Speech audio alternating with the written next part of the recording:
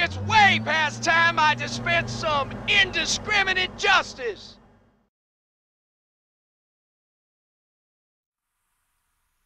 G'day guys, Duckville here. We are going to have a look at a match from MLG in Columbus 2011, of course. This is going to be between a fantastic Protoss in the foreigner scene. Many would say, of course, probably the best Protoss in the whole of the foreigner scene, DignitasNaniwa. Naniwa is going to be over here on the right-hand side of Testbug. We'll have a quick look at the map in a moment. But his opponent down here, the blue Terran, in the sort of southwest side of Testbug will be Gretorp, of course, the caster from NASL, and obviously of a very high caliber of Terran player is Gretorp, and many of you guys have obviously been having a lot of fun with Gretorp, sort of how he's been going along in the ladder and that sort of thing, and not too much love going after Gretorp. So I thought, given that there was a particular follower on Twitter, Mr. Mega Kenny, asking for some reps of Gretorp, I thought I'd cast this particular game, considering it's against Naniwa, a very high caliber Protoss, as we mentioned. The other thing I wanted to cast was, of course, because this is Testbug, a map I have not actually cast before. A couple of features on this particular map, as we can see on the mini-map here, we have the three main sort of bases. It is obviously this tri-base situation, and in fact the whole map is a lot like a very nice sort of symmetrical triangle in a way. But the differences are obviously that in the middle, this is a very cool feature. I really like this. You've got Zelnaga watchtowers in the middle, and these three are actually covered by rocks. So you cannot actually take these particular Zelnaga watchtowers until you destroy the rocks. There is one extra one in the middle. Doesn't give as much vision, but it certainly is something worth holding if you can spare the units. Now, the other thing is there are a couple of gold bases here. They are actually covered by destructible rocks. It's very cool to actually have this here. You do have to kill those before you can even start mining at these. You can't even sort of put something down to sort of get them from the side or anything like that. But it's a very cool map, and hopefully we can see some more of these cool sorts of features in the ladder maps once Blizzard puts out some more games. Now, we did see a little bit of a mouse problem there for Gretorp. He's fixed that one up, but over here on Naniwa's side, he started with a very sort of standard opening here. We do not see a second gas, despite the fact that the cybernetics core is almost done. Kind of suggests that it could be a fast expansion here from Naniwa, or even a 4-gate. Of course, you can still 4-gate, despite the fact that it is a little bit later. Meanwhile, Gretorp is over here. He's got his racks, he's got his refinery. Standard sort of opening here for Gretorp for the moment. He's got a couple of Marines just to make sure he is defending that position. Meanwhile, what is this SCV doing? Coming up here to this sort of third expansion. We'll have a look at these expansions in just a moment. In fact, putting down a command center. Gretorp going for a little bit of, I suppose you could say, that fast sort of eco cheese, if you want to look at it that way. But the just by the way, the bases are obviously these extra ones here on the high ground, which overlook the gold expansion. So those are a couple of the other bases apart from the naturals as well. Do keep in mind there is a supply depot down on the low ground of the ramp, so you can't actually do any pylon or bunker shenanigans unless you want to pay a lot of money to do it.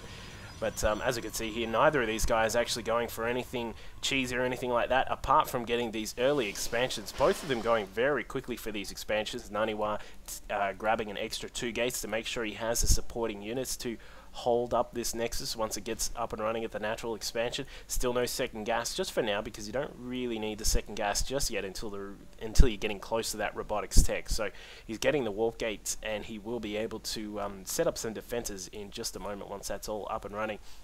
Gretorp, meanwhile, over here at the top expansion, you call that the 12 o'clock expansion, just getting this command center up and running. This has not been spotted, of course, by Naniwa, as we can see on the map here. He is, in fact, pretty much got no scouting done at all. Obviously, the advantage of getting those couple of Marines out and the fact that Naniwa was late on his scouting to get down here was that these Marines will be here to block off the ramp and allow no scouting.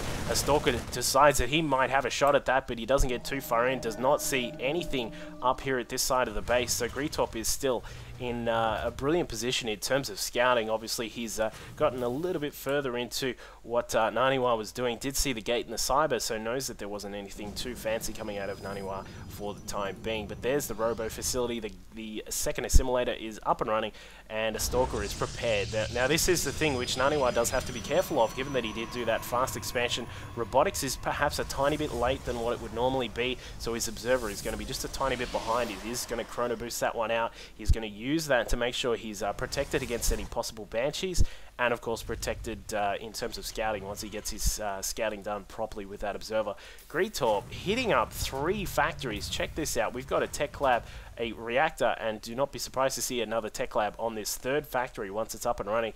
But he is going for some very interesting play here, grabbing that hidden expansion along with these 3 factories. He's going to be absolutely pumping out the tanks and perhaps Hellions, depending on what his particular strategy is for this game. Meanwhile, this probe down here doing a bit of a dance at the natural expansion, making sure that nothing is coming out for the moment. Brilliant job by Naniwa to make sure he is on top of scouting, as we mentioned. The observer, meanwhile, is going to come down. He's going to see what is happening. He's going to see that SCV coming up, and he's probably going to get inside and finally scout out what Gretorp is up to. Meanwhile, a couple of Marines just assassinating that probe when they came down to the natural expansion. Gretorp just not really too busy with keeping an eye on what's happening here, but Gretorp is going to hit a really nice timing attack if he can push up right about now. The Blue Flame Hellions, well, the Hellions will have their Blue Flame. Once that is done, he'll probably get up to this side of Naniwa's patch of the map and do probably some significant damage if he is very careful with it. But what he's actually doing, not sure what the plan is here, but he is going to take out these destructible debris here, make sure he can grab the Zelnug Watchtower. But from the side, some Stalkers are going to come in here. They're going to take out one of those Hellions. Probably a decent little grab there to take out one of the Hellions, given the Blue Flame is just about done and Immortal is on the way from Naniwa, so he is going to be able to deal with these tanks. A little bit of miscontrol there from Naniwa, losing some of those tanks for essentially nothing.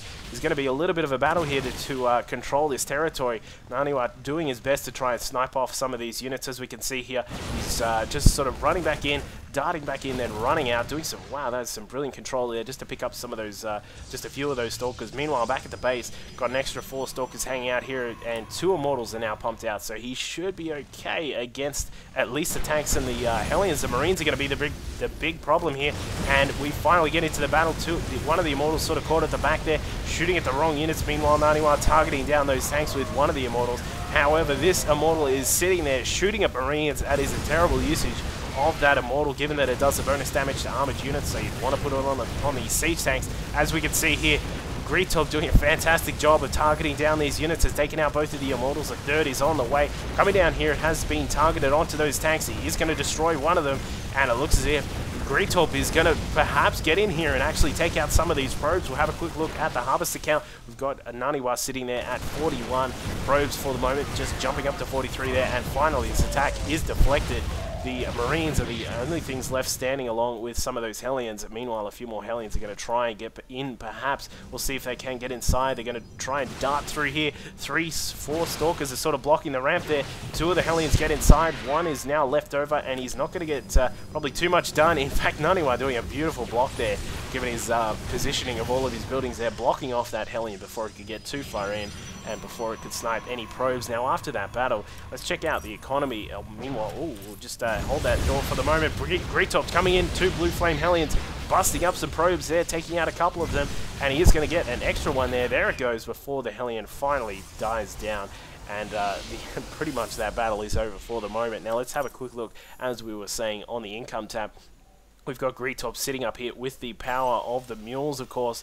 The mules just smashing through all of these minerals here, picking all of them up. We're currently sitting with Gretorp on around about 12, sort of around about 2k minerals roughly, sort of depending on the mules, of course, and Naniwa quite far behind on around about 1300. But Naniwa has now got some scouting done, as we can see, scouted out those many factories that were there, along with a racks coming up as well, and a couple more racks are being built actually by Gretorp, along with another command center. And whoa, we actually have another command center up the top left side over here in the green patch of the map. And he's if he can get this up, this is going to be absolutely insane. If he can have the economy of the 3 bases, potentially 4, if he can get this command center at the natural up. And Naniwa probably sort of sitting around wondering, perhaps, you know, where is all this money coming from?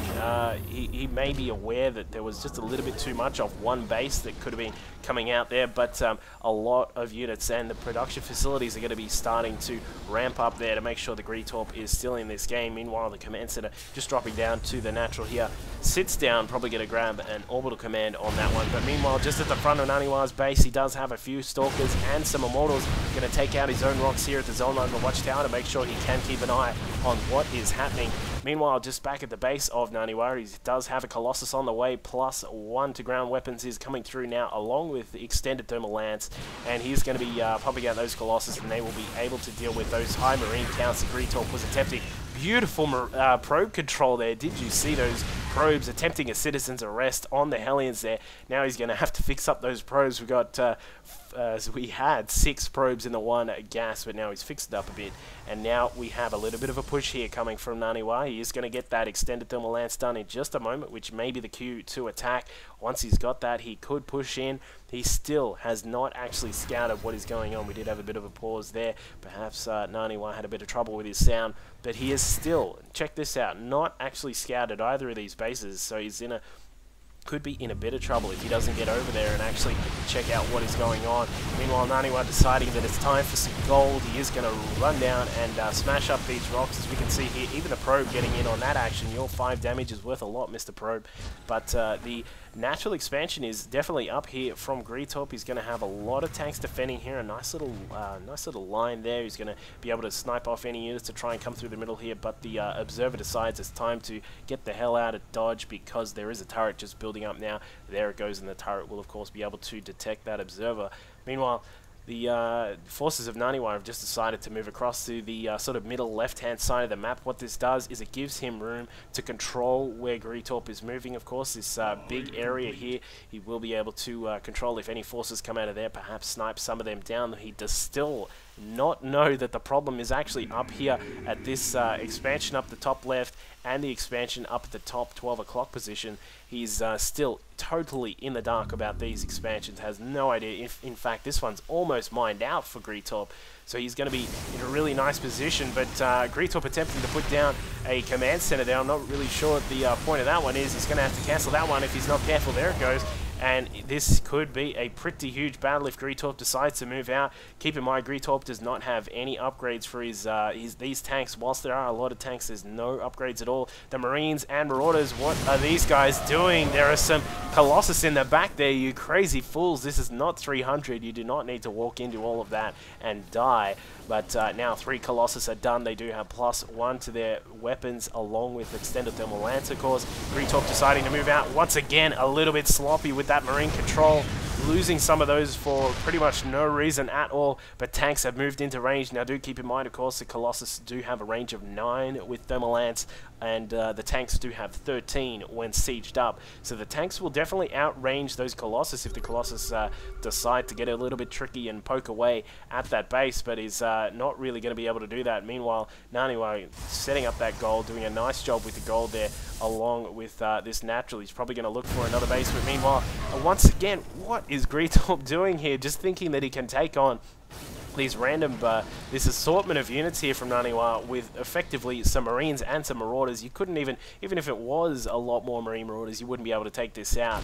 Naniwa needs to sort of get those Zealots out of the middle there to make sure he can use those to tank. An Immortal, speaking of tanking, taking a lot of damage there, deciding to move back a little bit just because Gretorp is getting a little bit further out with this tank line. Of course, we do see that there are 5 tanks sitting there at the front, along with a whole heap up the back. There's something like 8 tanks there sitting up the back.